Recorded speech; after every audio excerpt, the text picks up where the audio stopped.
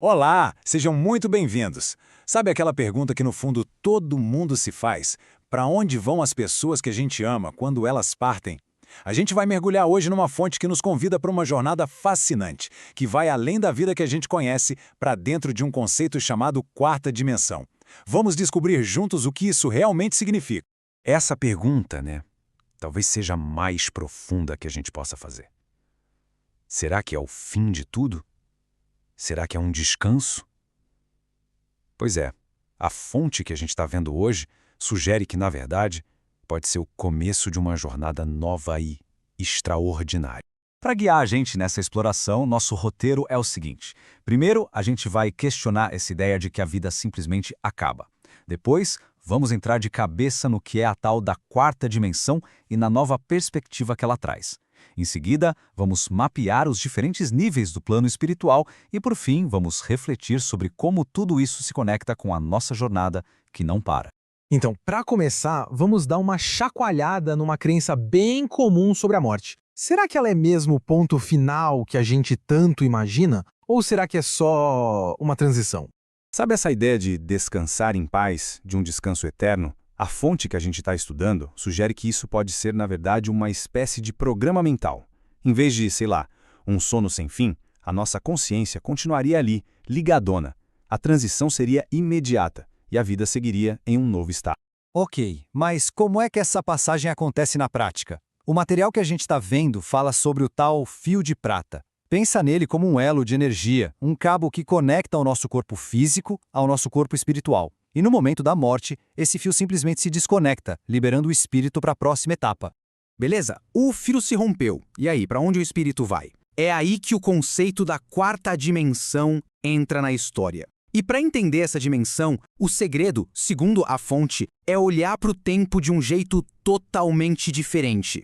Pensa só, aqui no nosso mundo, a 3D, a gente vive com altura, largura e profundidade, né? E o tempo? Bom, o tempo anda para frente, sempre em linha reta. Agora, na quarta dimensão, a coisa muda de figura. O tempo deixa de ser essa linha reta e vira algo flexível, maleável.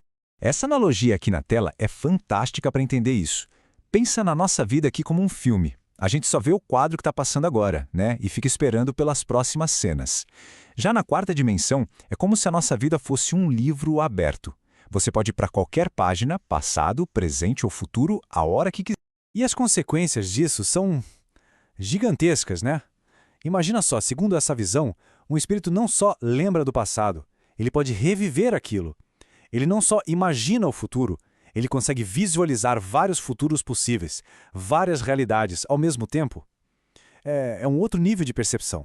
Tá, e o que acontece quando se tem essa percepção tão ampla? Como isso muda a forma de ver as coisas? Basicamente, a pessoa passa a enxergar o filme todo, o quadro completo da nossa existência. Para a gente conseguir visualizar isso melhor, a fonte usa uma analogia ótima, a da formiga. Pensa numa formiguinha seguindo o seu caminho. Para ela, o mundo é só o que está ali, bem na frente dela. É um passo de cada vez, sem saber o que vem depois. Só que a gente, olhando de cima, vê tudo, não é? A gente vê o caminho todo, a poça d'água logo ali na frente, um atalho pela esquerda, um obstáculo. A gente consegue até prever o que vai acontecer com ela, dependendo da escolha que ela fizer. Pois então, a ideia é que é exatamente assim que um mentor espiritual lá da quarta dimensão observaria as nossas vidas, vendo todas as possibilidades e podendo nos guiar para o melhor caminho. Mas olha só, essa quarta dimensão não é um lugar só, todo igualzinho. Segundo o que estamos vendo, ela é dividida em, digamos, diferentes níveis, ou faixas de vibração. É quase como se fosse um mapa da consciência de cada um. Para simplificar, a fonte divide isso em 3 grandes áreas. O umbral grosso, que é um plano de vibrações mais pesadas, o umbral médio, que seria um estado intermediário, e as colônias espirituais, que são locais de evolução. Cada uma reflete um estado de consciência diferente. Esse quadro aqui ajuda a gente a entender melhor como funciona cada um desses lugares. O umbral grosso, por exemplo, está ligado a vibrações bem densas, sabe? Culpa, vícios. A analogia que usam é de zonas de guerra, lugares bem pesados aqui da Terra. Já o umbral médio seria para espíritos que estão mais perdidos, arrependidos, algo parecido com o caos de uma grande cidade, com seus perigos. E por fim, as colônias espirituais. Essas são descritas como sociedades organizadas, com hospitais, escolas, lugares focados em cura e aprendizado. E tudo isso nos leva a um ponto bem importante. Se a gente olhar por essa ótica, a morte deixa de ser aquele ponto final assustador e vira outra coisa, vira uma passagem. E tem uma frase da fonte que resume isso de um jeito muito bonito. Não é um adeus, é apenas um até logo. A vida continua. Acho que isso diz tudo, né? A consciência, as nossas relações, nada disso acaba. Só muda de plano. Então, a ideia central é essa. A morte não é o fim. É só uma transição. É como comprar um bilhete para a próxima estação da nossa jornada. E o mais bonito é que, nessa estação, o reencontro com as pessoas que a gente ama e que já foram, bom, ele é uma possibilidade bem real. E para fechar, fica uma reflexão no ar. Se a vida continua mesmo, se a nossa jornada de aprendizado não acaba aqui, como é que isso muda a forma como a gente vive hoje? Como isso afeta nossas escolhas, nossos medos, o que a gente considera importante? É uma boa pergunta para a gente levar, né?